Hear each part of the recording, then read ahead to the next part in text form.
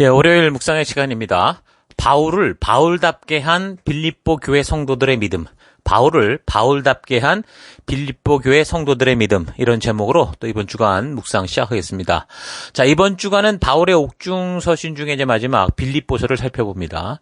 바울이 빌립보 교회를 세우게 된 배경에 대해서는 이미 우리가 사도행전 16장을 통해 살폈었습니다. 그러니까 1차 선교를 마치고 이제 2차 선교를 떠날 때 좋지 않은 일이 있었죠. 바나바와 마가 요한의 문제로 이제 다투게 돼서 이제 서로 팀이 나눠졌고, 그래서 바나바가 아닌 이제 실루아노, 그러니까 실라라는 사람과 함께 팀이 돼서 갈라디아 지역으로 먼저 가게 됩니다.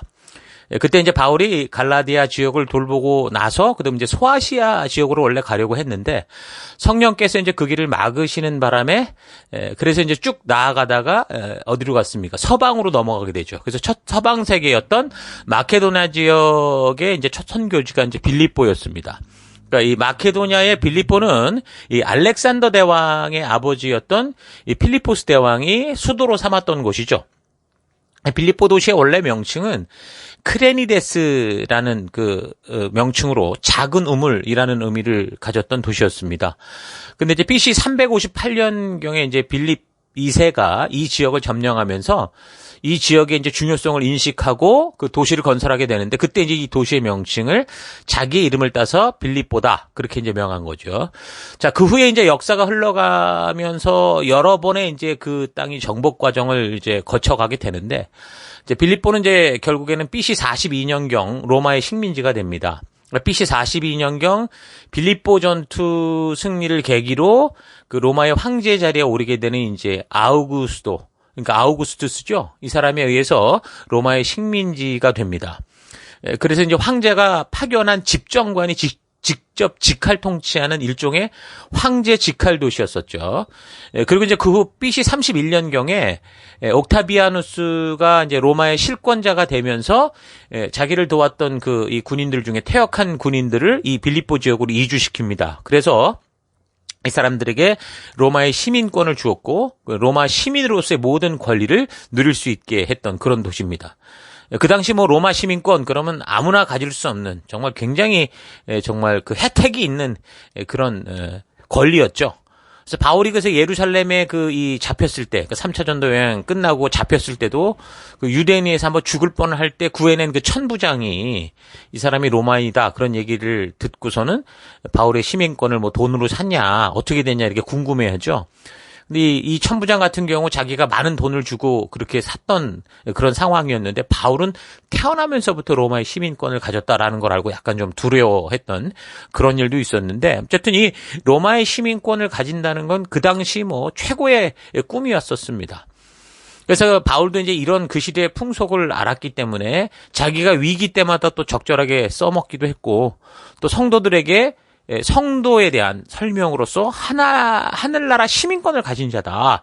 이런 식으로 그 시대에 이제 로마의 시민권을 가진 자가 누군지를 아는 사람들에게 그보다 더한 하늘나라의 시민권을 가진 그런 이야기를 비유로 또 이야기하는 것을 우리가 볼 수 있죠.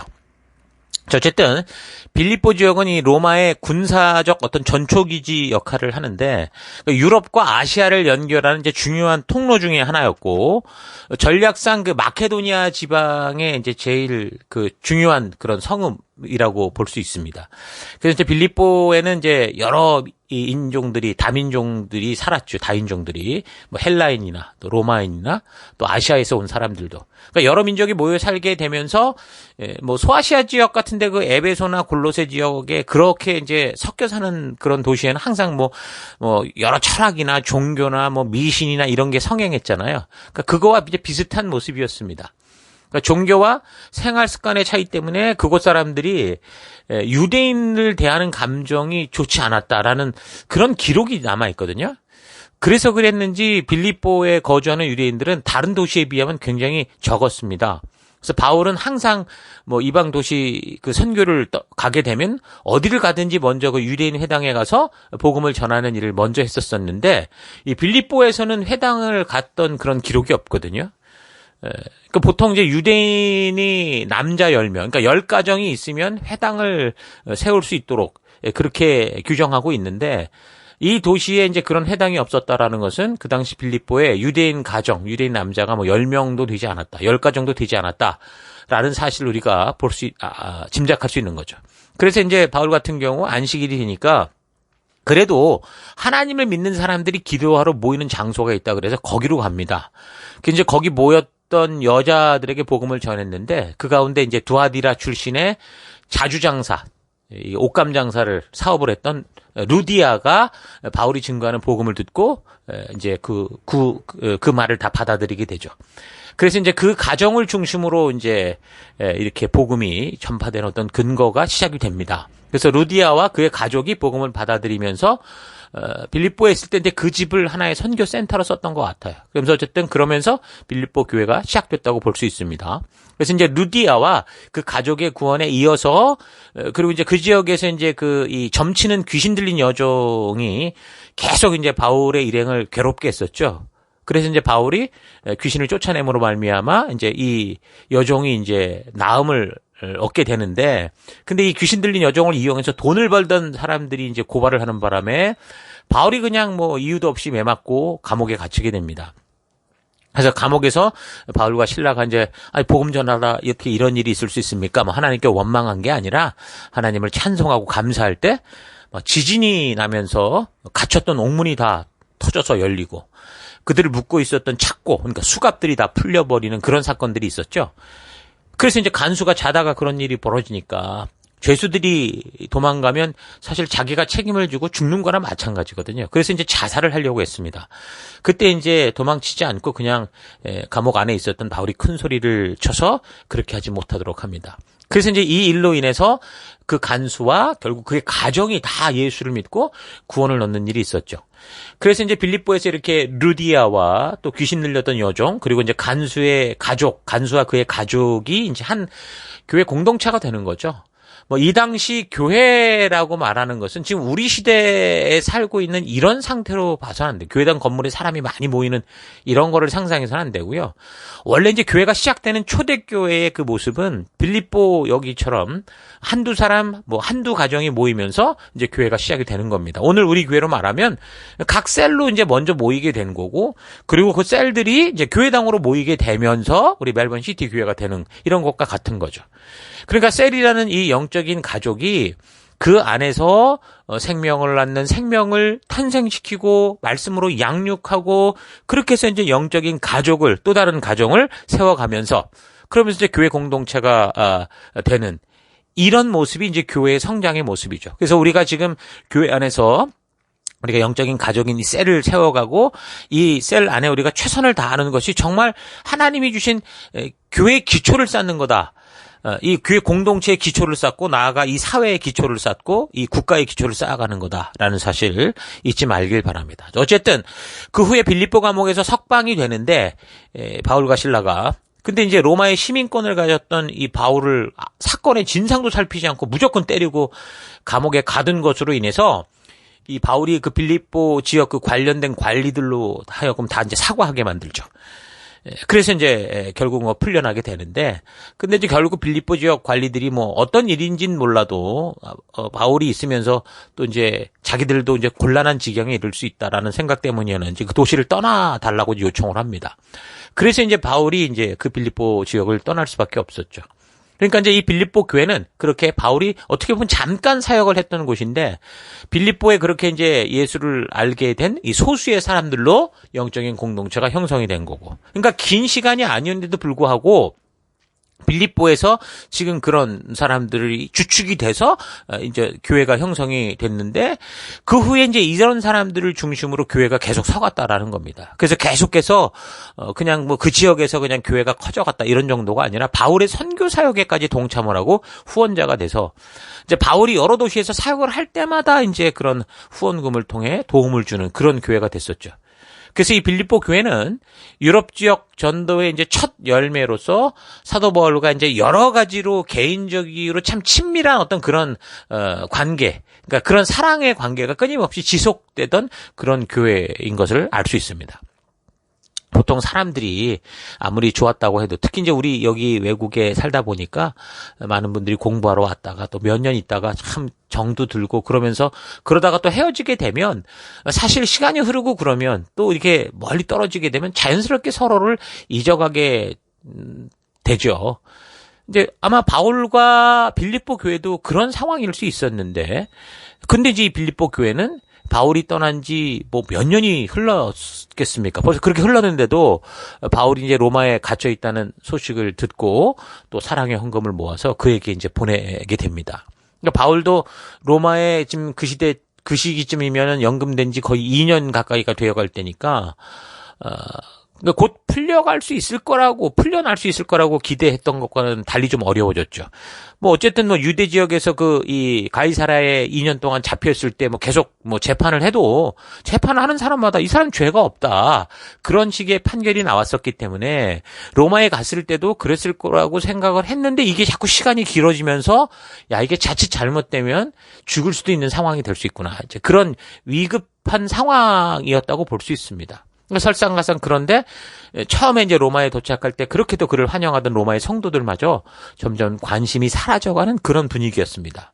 왜냐하면 처음 바울을 환영하며 좋은 유대 관계를 가졌는데 그때 그런 모습을 보면서 이런 바울에게 이 시기한 사람들이 있었습니다. 아마도 유대주의적 경향을 가진 로마 교회의 지도자들이었을 가능성이 있는데 결국 이들로 인해서 로마 교회의 이제 성도들까지 이제 바울과 소원해지고 그렇게 되면 이제 바울이 어떻게 보면 외톨이가 되는 그런 처지가 된 거죠.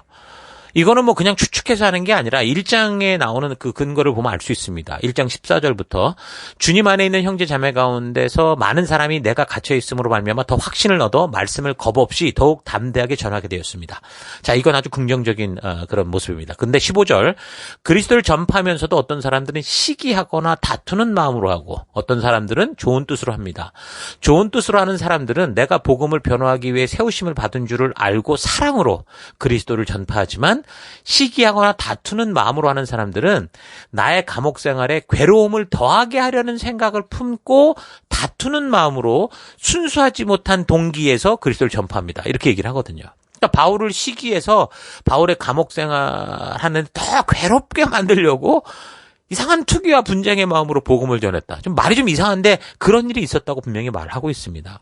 그러니까 바울이 그동안 여러 곳에서 정말 목숨 걸고 복음을 전함으로 말미암아 많은 사람들을 알게 되고 그래서 이제 로마에서 왔던 사람들도 알게 됨으로 인해서 거기로 간 사람들이 이 바울에 대해서 좋은 얘기도 많이 하고 또 그러면서 처음 만나는 사이였음에도 불구하고 로마에 갔을 때 좋은 관계가 이렇게 형성되는 걸 보면서 그 유대주의적 경향을 가진 지도자급의 사람들이 로마 교인들이 자기를 중심으로 뭉쳐야 되는데 이제 그 시선이 전부 바울에게 이렇게 흩어지게 바울에게 가게 되니까 아마 조금 마음이 상하고 좀 비뚤어진 그 마음이 있었던 것 같아요. 그래서 이제 그런 마음에서 복음을 전했다 그 얘기인 거죠. 그러니까 복음을 전하는데도 그 의도가 좀 바르고 온전하지 못했다라는 것을 우리가 알 수 있습니다. 그러니까 시기심으로 복음 때문에 수감된 이 바울을 괴롭게 하려고 바울을 따르는 사람들의 관심을 바울로부터 멀어지게 만들고 자기들에게로 이렇게 끌어들이려고 본의 아니게 바울을 왕따시키는 일들이 있었다라는 겁니다. 참 이게 안타까운 일이지만 교회 안에 이런 시기심으로 인해서 벌어지는 일들이 사실 우리 시대에도 많이 있습니다. 그래서 우리가 이런 것들을 또 보면서 과연 우리는 어떤 삶을 살아야 될까 좀 잘 기억해야 될 것 같습니다. 어쨌든 지도자들의 그 시기심으로 성도들의 관심이 다른 곳으로 이제 돌려지게 되니까 결국 로마 교회에서 바울을 좋게 보고 함께하던 많은 성도들도 거리감이 생기고 무관심해져 가고. 그러니까 벌써 이제 가택연금 상태가 2년 정도 돼가니까 시간이 꽤 흐르잖아요. 그러니까 그런 상황이었다라는 거죠. 그런 처지에 있었을 때 이런 바울을 잊지 않고 그곳 먼 그 빌립보에서 정성스러운 이제 지원금을 준비해서 보낼 뿐 아니라 그런 바울을 섬길 수 있는 사람, 에바브로디도까지 그렇게 보내주니까 얼마나 바울이 정말 감사하고 기쁜 마음이 있었겠습니까? 정말 어떤 사역을 할 때 정말 혼자 하는 것 같은데 누군가가 나를 기억해주고 뭐 작은 헌금이 됐든 같이 와서 열심히 해보려고 하는 그런 마음을 가지는 걸 보면 정말 그 힘이 되거든요. 그래서 이제 자신의 로마 그 가택 연금을 걱정해주고 위로하는 빌립보 교인들에게 바울이 그런 감사의 마음을 전하고 싶었던 겁니다. 이전에 고린도 교회나 뭐 갈라디아 지역 교회와는 달리 이 빌립보 교회 안에서는 뭐 사도 바울이 무슨 어떤 다루기 힘든 그런 문제들, 또 말씀대로 가지 않는 어떤 그런 문제들로 인해서 부딪히고 그런 적이 없었잖아요. 항상 좋은 섬김을 받았고 함께 이 주신 사명, 우리를 부르신 그 부르심 앞에 같이 힘을 모았던 그런 교회였기 때문에 사도 바울은 이 교회가 계속해서 이렇게 교회 안에서 뭐 다른 분열이나 다툼이나 뭐 거짓 선생들의 잘못된 가르침 이런 거에 빠지지 않고 정말 진정으로 하나님이 기뻐하시는 그런 교회, 하나님이 찾으시는 그런 교회와 성도로서에게 잘 성장해 갔으면 하는 그런 마음이 굉장히 컸다는 거죠. 그래서 이제 이런 또 선행을 보면서 감사를 전하고, 그래서 이 사랑하는 교회가 진심으로 부름받은 사명에 굳게 서서 다가오는 어떤 고난과 어려움 속에서도 하나님 부르신 이 복음의 증인으로 나아갈 때 그 길을 기쁨으로, 그 사명의 길, 증인된 길을 걸어갈 수 있도록 이제 바울이 마음 깊은 곳에서 우러나오는 자기의 진심을 담은 그런 편지를 보내게 되는 게 이제 빌립보서입니다. 뭐 이 빌립보 교회 설립 당시부터 일단은 뭐 이방인들이 시작이 됐잖아요. 이방인들로 인해서. 그렇기 때문에 뭐 다른 교회들처럼 뭐 거짓 교사들, 그러니까 유대주의 같은 사람들이 대부분 거짓 교사, 잘못 가르친 사람들이었잖아요. 그러니까 이 거짓 교사들로부터 뭐 바울을 막 이간시키고 모함하고 이런 일들은 아예 없었었죠. 그래서 이제 바울의 다른 서신들을 보면 막 자신의 사도성에 대해서도 막 주장을 하고 뭐 책망도 하고 막 이렇게 막 교정하고 막 이러려고 하는데 빌립보서에는 그런 것들이 없어요. 뭐 사도성을 막 주장하려고 한다든가 그런 게 전혀 없다는 겁니다. 보통 사도 그러면 보냄을 받은 자라는 뜻으로 어떤 권세를 받은 사람으로부터 메시지를 전할 그 사명을 가지고 파견된 자를 사도라고 그러거든요. 그래서 초대교회 사도라는 이 사도의 자격 조건은 예수님의 공생애 동안 함께 지낸 자들, 그러니까 12 제자들을 사도라고 그렇게 보통 부르는 거고요. 그리고 그리스도의 부활을 목격하고 부활하신 예수님께서 땅끝까지 가라 명하시는 명령을 들었던 그런 증인들, 이런 사람들을 보통 이제 사도다 그렇게 이제 불렀거든요. 근데 예수님께서 승천하신 후에 이제 복음, 그러니까 예수가 그리스도다라는 것을 전하는 것에 대해서 예수님께서 전하시고 행하시던 것을 확실하게 직접 봤던 그런 증인들이어야 사도라고 할 수 있는데, 사도 바울과 같은 경우는 그 당시 뭐 예수님의 반대쪽에 있던 사람이었잖아요. 예수님에 대해서 잘 알았는지 몰랐는지, 알아도 아마 좀 이상한 사람이라고 알았을 거고, 나중에는 또 그런 게 이제 증폭이 돼서 스데반을 죽이는 그런 일에도 앞장서잖아요. 스데반과 순교를 계기로 교회를 아주 심하게 핍박하던 사람이 바울이었기 때문에, 그러니까 사도 바울이 이제 변화돼서 복음을 전할 때 그를 시기하고 반대하는 사람들이 꼭 이걸 시비거리로 삼아서 저는 저 사람은 사도가 아니다, 이런 식으로 항상 그런 문제를 걸고 넘어졌죠. 그래서 이제 바울 같은 경우는 당연히 그게 현실이긴 하지만 자기가 다메섹 도상에서 직접 자기를 찾아온 예수님을 만났었잖아요. 그래서 그거를 간증을 합니다. 그러면서 자신은 예수님께로부터 직접 부름받은 사도다, 이제 그렇게 주장을 했거든요.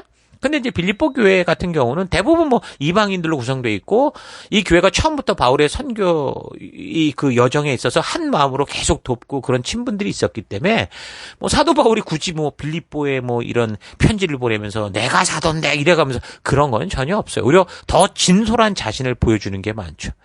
그러니까 빌립보서는 교회에 무엇인가 염려가 되고 걱정이 되는 문제가 생겨서 책망도 하고 그 문제를 해결하거나 교정하기 위해서 보내는 그런 편지들과는 아주 사뭇 다른 그런 분위기의 그런 내용을 볼 수 있습니다.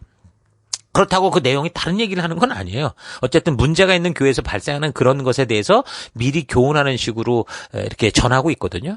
그래서 그동안 살핀 다른 옥중 서신들 같은 경우도 뭐 에베소서나 뭐 골로새서나 빌레몬서 같은 경우도 분명히 이 전해야 되는 뭐 예수에 대해서, 그리스도에 대해서 확실하게 해야 되는 그런 목표가 있었기 때문에 어떤 확실한 이 어떤 그렇게 보내야 되는 편지였잖아요. 그러니까 그런 편지, 같은 옥중 서신인데도 이 빌립보서는 또 그런 분위기와는 또 사뭇 다른, 권하고 교환하는 바는 다를 바가 없어도 그러나 그 의도나 여러 가지는 상당히 다른 이런 편지가 이제 빌립보로 가는 빌립보서다라고 볼 수 있는 거죠. 그래서 이제 빌립보서의 특징은 뭔가 자기 변증적이고 뭐 자기를 스스로 방어하고 뭐 복음을 막 지켜내기 위한 어떤 그 투쟁적인 그런 모습들보다 사도 바울의 그냥 자연스러운 그 모습, 개성과 성품이 가장 자연스럽게 나타나고 있고, 그리고 이제 격식을 차리지 않은 그런 편지투를 통해서 빌립보의 성도들에게 정말 자신의 진정한 이 감사와 사랑의 마음을 보내는, 그게 이제 특징이라고 볼 수 있습니다.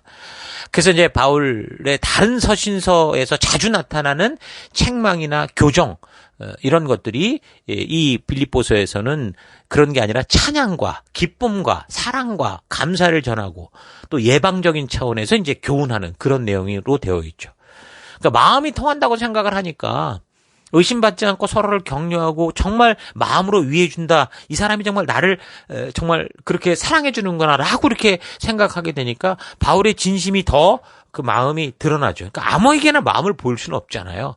그러니까 이제 이 빌립보서 같은 경우는 그런 사랑이 오고 가는 관계였기 때문에 굉장히 바울의 진솔한 마음이 드러나기도 하고, 심지어 뭐 자기가 정말 야 형편으로는 고난스러워 난 죽고 싶기도 하다, 빨리 참고 하고 싶다, 그런 얘기를 할 정도니까 아주 허심탄회하게 복음과 교회와 성도의 진정한 의미들, 또 자신이 어떤 믿음의 삶을 살아가고 있는지 그런 이야기를 하고 있는 겁니다. 그러니까 빌립보 전도의 그 이 기간이 그렇게 긴 시간이 아니었는데도 불구하고 빌립보에서 복음을 듣고 하나 된 성도들이 이후에 계속해서 바울의 이 선교 사역을 여러 가지로 후원을 했다라는 건 뭐예요? 그 바울을 전적으로 믿어줬다라는 거죠. 전적으로 믿어주고 지원하고, 그래서 바울이 여러 도시에서 사역할 때마다 어떻게 해서든 돕기 위한 그의 사역을 더 잘 하게 하기 위한 그런 도움을 주는 교회였었다라는 거예요. 가장 중요한 거는 이 빌립보 교회가 바울을 믿어줬다라는 거죠. 그러니까 이런 사역자를 향한 믿음이 어쩌면 바울의 계속되는 전도 여정에 힘을 주었을 것이고, 또 그 힘으로 주신 사명의 길에서 때로 절망하고 힘들었을 때에도 걸어낼 수 있는, 지금도 로마에서 그 외로움 속에 이런 그 사랑이 전달되니까 에너지가 다시 일어날 힘이 되잖아요. 그렇게 됐다라는 거죠. 그러니까 바울을 이 믿어준 이 빌립보 교회와 성도들의 믿음이 바울을 아주 위대한 사도의 길을 끝까지 걷게 할 수 있는 그런 힘이 됐던 겁니다. 그래서 빌립보 교회 성도들이 바울을 믿어줌으로 인해 바울을 바울답게 만들었다라고 봐도 과언이 아니죠. 뭐 실제로 우리가 살아가는 사역의 현장에서도 가장 힘이 되는 게 이겁니다. 믿음이에요, 믿음. 사역자, 리더를 믿어주고 함께 가고자 하는 방향을 향해 함께 좀 힘을 모아서 열심히 해보려고 하는 그 순종의 마음, 이게 정말 굉장한 힘이거든요. 위로고 격려거든요. 그러니까 한 교회에서 사역을 감당하면서도 보면 이제 리더가 이끌고 교회가 가고자 하는 걸 부정하지는 않아. 그리고 어떤 역할을 맡았어. 근데 그 역할 속에서 좀 적극적이고 좀 이렇게 좀 개발적으로 이렇게 나가야 되는데, 그냥 맡겨진 것 정도, 그러니까 주일에 종교 활동하는 식으로 이렇게 협력이라고 해야 될지, 어쨌든 그런 모습을 보면 참 이 힘이 빠지죠.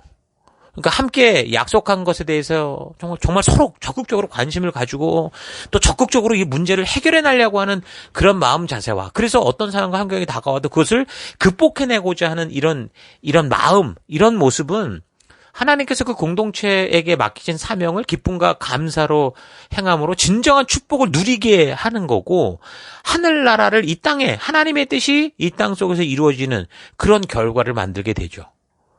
그래서 한 교회의 사역자요 리더라면 정말 이런 마음이 있어요. 이런 사람들을 만나기를 바라죠. 정말 어떤 상황과 환경 속에서도 그 주어진 상황을 적극적으로 이겨가려는 그런 성도의 그런 태도를 가진 귀한 우리 지체들, 정말 기대하고 소망하게 되죠. 그저 뭘 하려고 해도 이거 왜 합니까? 저거 왜 합니까? 늘 이래가면서 그냥 자꾸 뭔가 하려고 하는 것조차 자꾸 이렇게 막아서는 것 같은, 반대는 아닌데 반대하는 것 같은 그런 태도는 사실 교회의 어떤 이런 우리가 활력을 많이 꺾는 그런 결과가 될 수 있거든요. 자, 그래서 우리가 지금 어떤 상황에 있든지 우리가 지금 함께 달려가기 위해 모인 이 교회, 우리 셀 속에서 우리 빌립보 교회 성도들처럼 우리가 서로를 정말 적극적으로 믿어주고 또 적극적으로 우리에게 지금 맡겨주신 이 사역을, 이 현장을 성실하게 감당을 해서 뭐 여러 가지 부정적이고 어려운 상황들, 뭐 지금 코로나로 인한 일들 또 여러 가지 일들이 있다고 하더라도 적극적으로 우리가 이것을 이겨가고자 하는 그런 순종의 태도로 하나님 신이 귀한 사역의 감당하는 여러분들 되기를 바랍니다.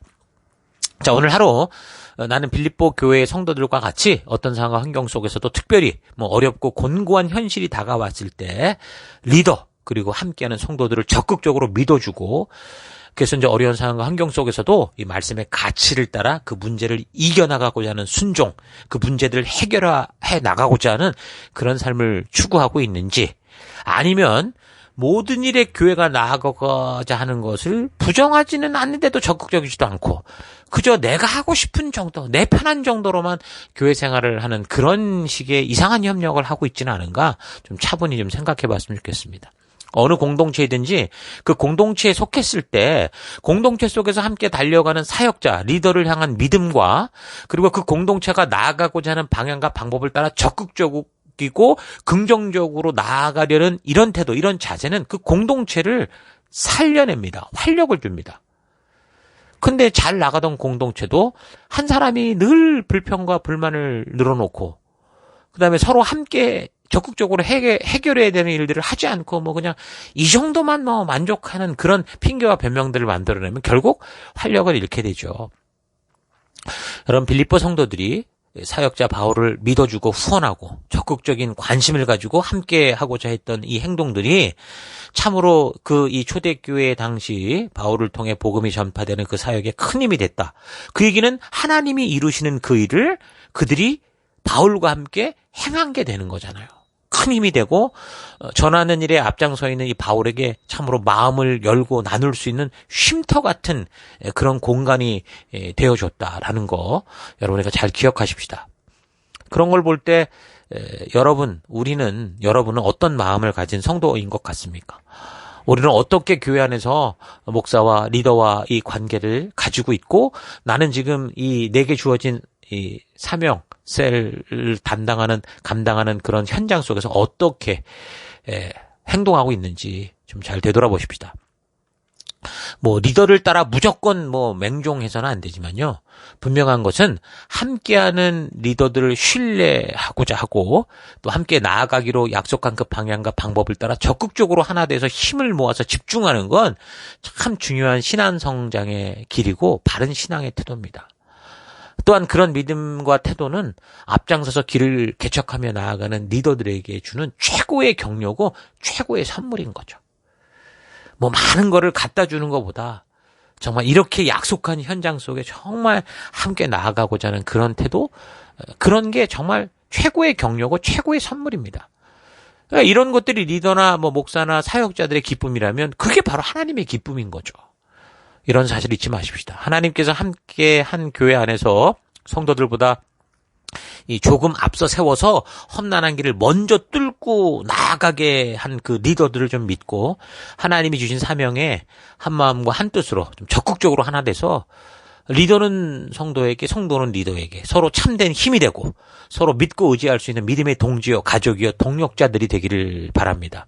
그래서 리더가 된 여러분들은 여러분들의 기질과 성격과 그 어떤 것을 막론하고 우리 지체들에게 모범이 되고 먼저 말씀대로 살아내고자 하는 그 부정적인 환경 속에서 사망의 엄침한 골짜기 속에서도 주의 지팡이와 막대가 나를 인도하시는 믿고 그 길을 뚫고 나가는 우리 여호와를 믿음으로 적군 속을 달리고 여호와를 믿음으로 성벽을 뛰어넘는 그런 끊이지 않는 노력이 우리 가운데 있기를 부탁합니다.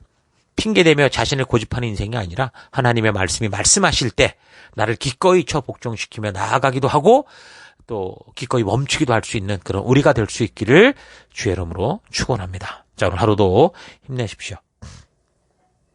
잠시 기도하겠습니다.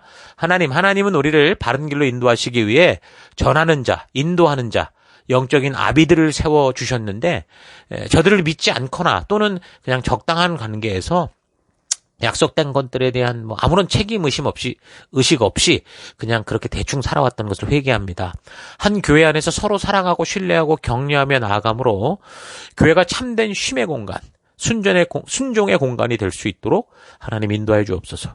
예수님을 따르면서도 사탄을 따르는 가룟 유다 같은 존재가 있는가 하면 지하 깊은 감옥에서도 하나님의 인도를 만나는 요셉과 같은 존재가 있다라는 거 기억하고 언제 어디서나 내가 살아가는 곳에서 그곳에서 우리 주님의 진심을 만나고 그 믿음을 따라 걷는 데가 되기를 원합니다. 그래서 특별히 주님께서 함께 한 공동체를 세우신 우리 믿음의 공동체 속에 있는 리더들과 우리 지체들을 서로 믿고 격려함으로 주님의 나라가, 주님의 일이, 주님의 뜻이 이 땅에서 이루어지는 놀라운 그 역사들을 이루는 순종의 삶 살기 원합니다. 오늘도 그 길로 인도하시고 함께 하신 하나님 감사드리고 예수님 이름으로 기도했습니다. 아멘.